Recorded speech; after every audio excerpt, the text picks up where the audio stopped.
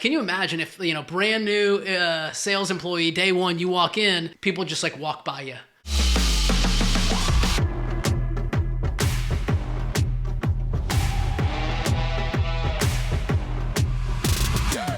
We're going to go over ways to structure an offer letter, an agreement to a prospective sales applicant, as well as the customer or the employee experience, right? How do we make sure that the first several weeks, several months go really well, where they feel really good about joining your company and continue to want to grow? Let's talk about the offer letter. You're sitting across from a rockstar salesperson. What are some things that you do, or what are some things that you put in that offer letter to make sure that they join your company or to be a part of the group? Yeah, I think it goes back to the interview process. All these obviously run seamlessly, but you have a candidate who is interviewing at several competitors. Mm-hmm. You want to make sure that they have an overwhelming experience and they want to be a part of your company. Yeah. Knowing their past experience, their compensation, what they're looking for, allows you to tailor an offer letter that's very attractive to that candidate and hard to pass up. Sure. So he's not interested in the other competitors or other employers that he's interviewing at. He wants to be a part of your company. What are some things for those that are out there that are listening, what are some things that they can do that will set themselves apart, just even in the onboarding process? Let's talk about the offer letter, the day 1 through day 30. What are some things that we can do there in that first month? We talked a lot about culture in our previous episode, and what to look for in a candidate, the ideal candidate.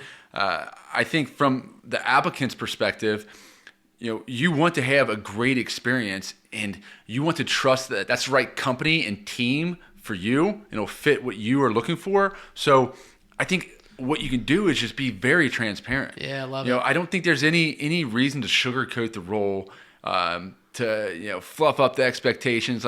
Be very straightforward. Yeah. Put all your cards on the table and ask them to do the same. And this is something that I think we do a really good job of. Our interview process is very conversational. Sure. The goal of that process is to make sure that the candidate's a good fit for us, mm-hmm. but also, and equally important, that we're a good fit for that candidate. Yeah, 100%. It has to go both ways, and we have to line up on what we're wanting. Yeah, I never want an applicant to have buyer's remorse. Correct. Right? They're in the job for the first 9 days, and oh shit, man, did I make the wrong decision? Yeah. Right? I never want that to happen. No, I agree with you. Even with talking about the expectation piece, I think even from day 1 through day 30. What are some things that employers can do to set themselves apart, or to sink their teeth into the new applicant that's a rock star, that's going to have a quick ROI that you're super excited about in month 3? Absolutely. So offer letter signed, you guys come to an agreement, everyone's happy and excited. I think a big thing is the onboarding process starts in the interview process. Sure.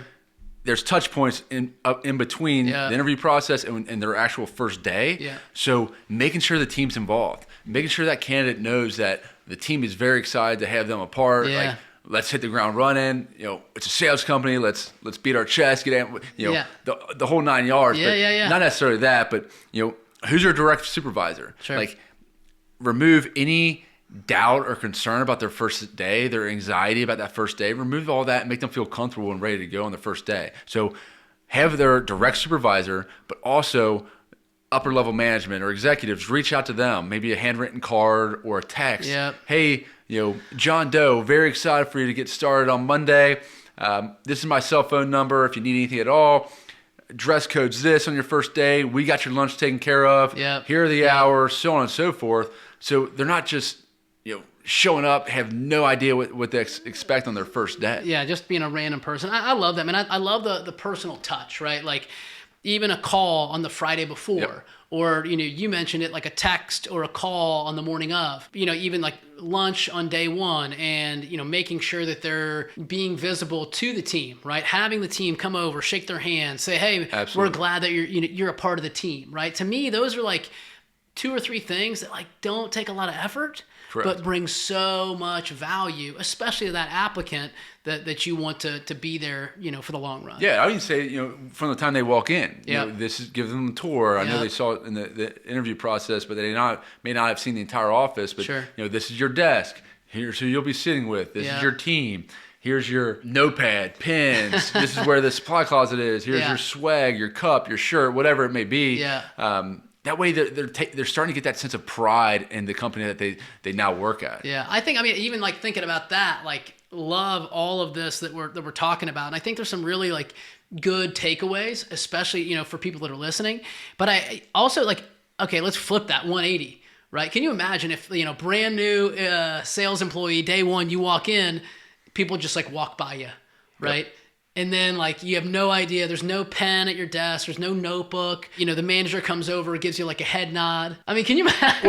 Well, as a candidate, you're sitting there like, what am I supposed to be doing? Wait a second. Yeah, hold on. This is uncomfortable. I need some direction here. But when everyone's there and you feel comfortable to turn to your right, left, forward, behind you and say, hey, like, do you know what I should be doing? Or like they have a sense of direction and they feel comfortable. So you're exactly right. They kind of eliminate those first day jitters. Yeah, no, I think it's great, man. I think the onboarding process is crucial, and I don't think a lot of companies don't pay attention to it. And I think that there needs to be more of an awareness on that, because I think that's how you retain people. That's how you set people up for success. 100%. And I think like that's how, okay, is this person, the first 30 days, especially in a sales role where maybe they got another offer, they felt good about, your company.